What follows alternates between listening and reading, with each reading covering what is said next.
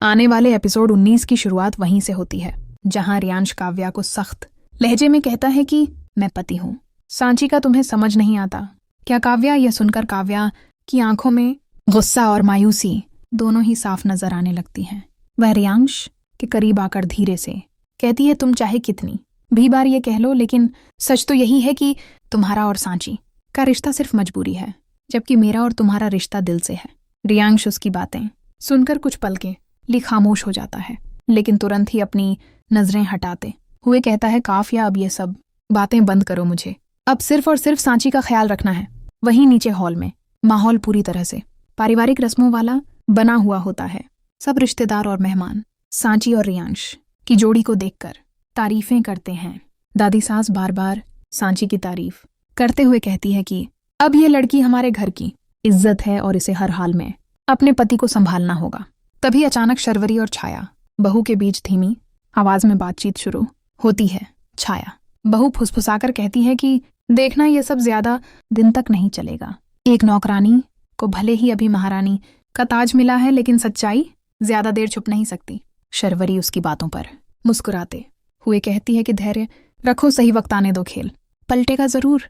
इसी दौरान रियांश और सांची दोनों नीचे आते हैं। सांची का चेहरा शर्म से झुका हुआ होता है और रियांश की आंखों में एक अजीब सा संघर्ष नजर आ रहा होता है।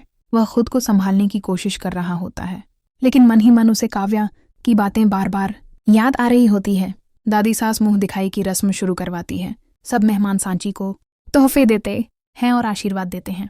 तभी एक बुआ जी सख्त लहजे में कहती है कि यह रिश्ता मजबूरी में हुआ है, लेकिन अब इस रिश्ते को निभाना तुम्हारी जिम्मेदारी है।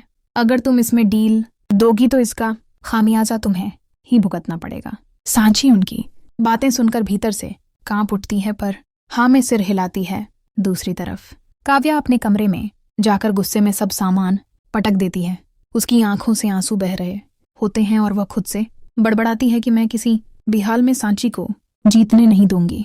रियांश मेरा था और मेरा ही रहेगा, चाहे इसके लिए मुझे कितनी भी बड़ी चाल क्यों न चलनी पड़े। तभी उसका फोन बजता है और वह किसी को कॉल पर कहती है, अब वक्त आ गया है असली खेल दिखाने का।